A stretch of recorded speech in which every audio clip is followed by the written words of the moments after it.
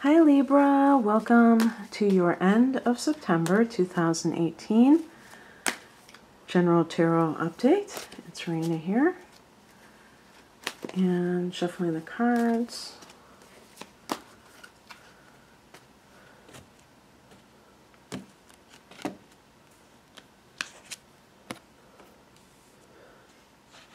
So happy birthday to those of you who are born at the end of September. That's very fun to have your birthday. You can feel very energetic and raring to go and things like that. So this is the final card. Okay, interesting. You've got several major arcana cards here. So that's perfect for your birthday time, that's for sure. And the train goes by right when I'm starting this. Hopefully it's just a very brief thing. So the heart of the matter is the Three of Pentacles. And this is a card of trying to build foundations for yourself that are, long-lasting structures. And it's really nice at this time because Jupiter's direct and it's in your second house of earned income. So this could be in the way of trying to have, money that is going to serve you for years to come, and income streams, and maybe multiple income streams. When we're talking about pentacles, we're talking about more practical matters, and you're really concerning yourself with that. Even it's interesting, I would say even with the Three of Pentacles, there could be an issue with some kind of, maybe you even want to have a child, and you're trying to conceive. The number 3 is 1 + 1 = 3. So two people produce a third person. So it's a number of creativity. It's a number of, creation itself. Okay. And what crosses you is the Devil. So the Devil card is connected to Capricorn. So if you know any Capricorns, and that, if they're well, that's an earth sign, and that's connected to this. So maybe this is about a Capricorn individuals. Now, the number 3 can also be that there is some kind of a third party involved in something. Maybe you're trying to have this, you're trying to have a solid marriage, and somebody else is coming in between that. But the Devil card is about lust. Okay, it's about all kinds of temptation, sins of the flesh, temptations of the flesh, greed, overly materialistic. And how does this impact your choices?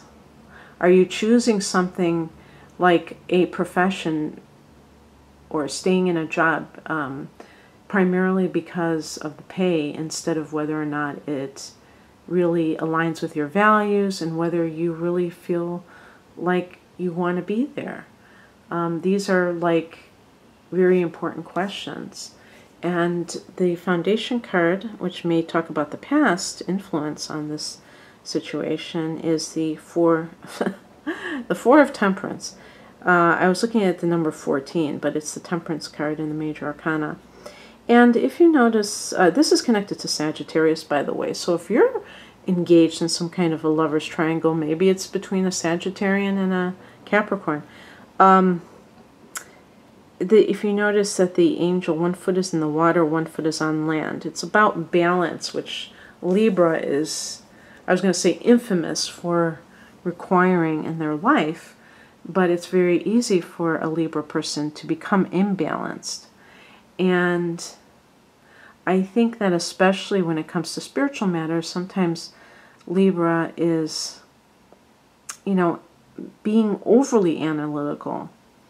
And that is, I think of the intellect as part of materialism, the material nature, because it's not looking at things spiritually. It's looking at them from the mental point of view, and that has to do with the world. It's a worldly perspective. It's not a spiritual perspective, which is not a spiritual perspective is not linear. It's not practical, and these are practical. This is practical. This is, Capricorn is practical, and it's easy to talk yourself into things when you are intellectualizing them. It's easy to rationalize why you want to work at a job that you don't feel is, you don't believe that they are contributing positively to the world in the way that you think they should. Because you can say, well, I want to have a child, so I want to save money for that, and things like that. So that could be an example, trying to justify it. The higher message is the King of Cups. For some people, it could be that you need someone like a counselor to help you to sort through some of these issues. Like, for instance, if there is some kind of a marital infidelity, you might need a counselor. This can be a card of compulsion, of it's like playing with fire. You know that something is bad for you, but you can't, you feel compelled to do it over and over again. An addiction, and temperance can deal with addiction. Yeah, this can be like an addiction. I wasn't even thinking about that with the devil card, and the temperance is about maybe realizing that you need to get sober. The King of Cups can be like a counselor. Now this could be like a priest even. It doesn't have to be like a psychologist.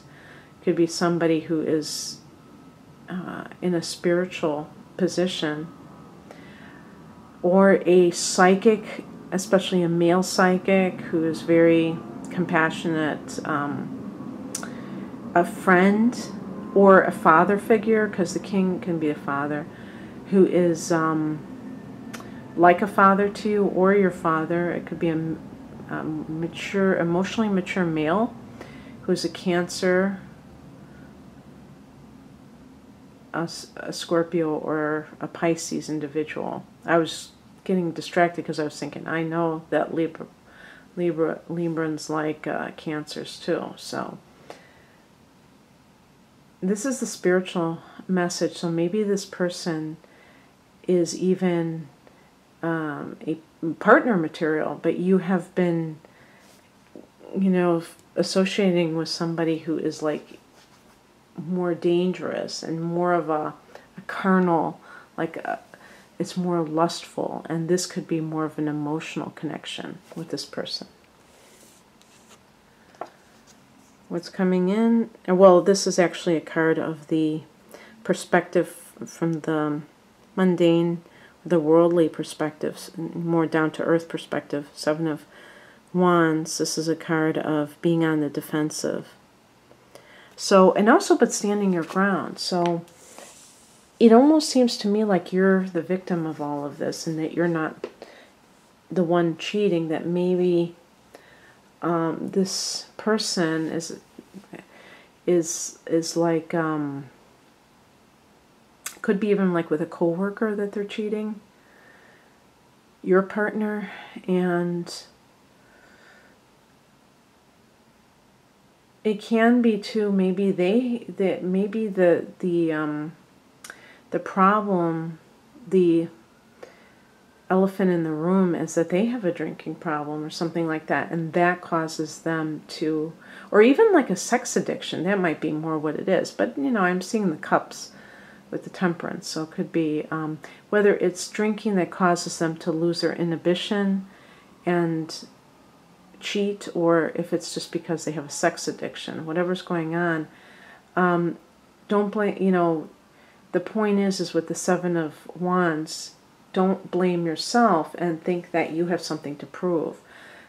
People who cheat, it's not a reflection on you.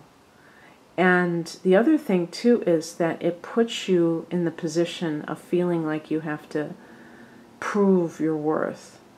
And that is the worst possible thing that you can do, because that gets you distracted into a whole new thing, and you end up trying to prove you're okay when this person is the one with the problems. So if this is a personal relationship, don't fall for the line that there's something that's amiss within you. Now, if this is a work situation, you may feel like you always have to prove yourself in the workplace, and this can go back to some of the negative workplace games that are being played or trying to be enacted onto you, where you feel like you have to do that. And what it's saying is that you really don't. That you don't have to prove yourself. And actually that if you do that, that plays into the hands of these people, because really the idea is to keep you on your toes, to keep you in that defensive posture. And that could just be showing even more that you're in a kind of a toxic environment even. What's coming in is represented by the Page of Cups. This is a card of Pisces. The Page of Cups. This is another card that could be like a pregnancy, you know, conceiving a child maybe even. As I said before, if this is in a relationship, it may be under circumstances that are not that great of conceiving the child.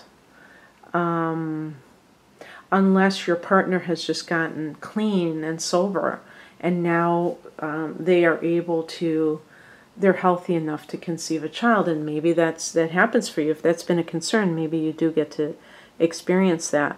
But this could be like finding out that you have been rather gullible all along. Maybe you believed something that somebody was telling you, and come to find out. And this could be like a full moon situation. Let's see.